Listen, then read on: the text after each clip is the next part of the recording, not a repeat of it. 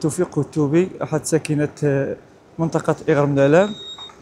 والحمد لله كنشكروا السيد الوالي على هذه الزيارة هذه وعلى هذا الافتتاح اللي درنا لهذه الطريق اللي تتربط ما بين بني ملال وغرمدالان وغدا القصيبة.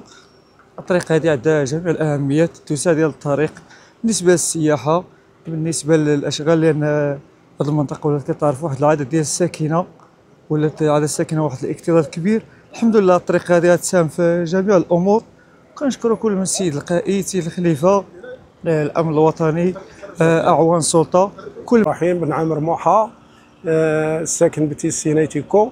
ابريدات خاودي ديك بزاف نزيار خفت ما زيرت دايز دي ما بين بني ملال الرشيديه ابريدات التوقع باش هذيك زحام النيلان المنطقه دي تهمها كل شيء، المناطق دي تهمها المناطق تخزي بني ملال تكزيرت يغرب العلام القصيبه ناور اغباله يدور الرشيديه.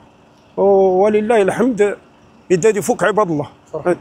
نفرح لك نص المشروعات ولله الحمد. فضلاوي رئيس اللجنه الماليه بالجماعات ديال القصيبه.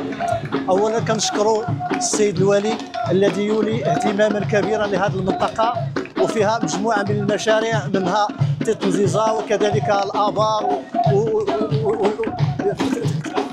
غادي يداروا شي ابار جديده وكذلك طرق، وهذا الحمد لله كيبشر بالخير بالنسبه لهذه الجماعه اللي هي جماعه ديال القصيبه. وبالنسبه للساكنه فقد لقيت هاد المشاريع بالترحاب وواحد الطمأنينه وعجبهم الحال الحمد لله. وكنتمناو ان تزاد يكون عندنا مزيد من المشاريع ان شاء الله في الايام القادمه وفي السنه القادمه. مشروع نوامان الحمد لله، لا نوامان استفدنا نبدا مزيان. اقول ندن توسع نوامان الحمد لله، هي بردان جامعات خدام الحمد لله سيد، لان المشاريع نسيت الحمد لله زايدا توسيع، لا اللي بردان يخدموا وجدين ورجع ولاد خدمان الحمد لله. تما زيرت تقول الحمد لله نفرح الزيارات الحمد لله السيد الوالي. الله يرحم الوالدين كلشي دار الحمد لله، دان نفرحي وليا زان فرحي السيدال دان وامان كلشي الحمد لله. لا شان وسيد دان وين نغلو لك شي مسيد تزيد يقول انت ترشال البنيه هذه القيمه مدنيين ودان الله يرحم الوالدين. كينا غنتوري ندي سلمي ويكون اذا نايم راس هذا لا اله الا الله محمد رسول الله. الحمد لله نفرحيس مزيان كلشي مزيان، نفرحيس فرحني شيران فرحني خثار فرحني مغار.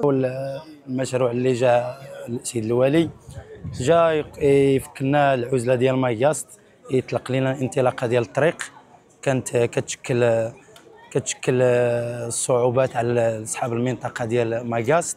والحمد لله جانا المشروع ديال الماء والطاقه الشمسيه والطرقان الحمد لله. سيد فرحانين بزاف بسيد الوالي وبالزياره ديالو لهذه المنطقه.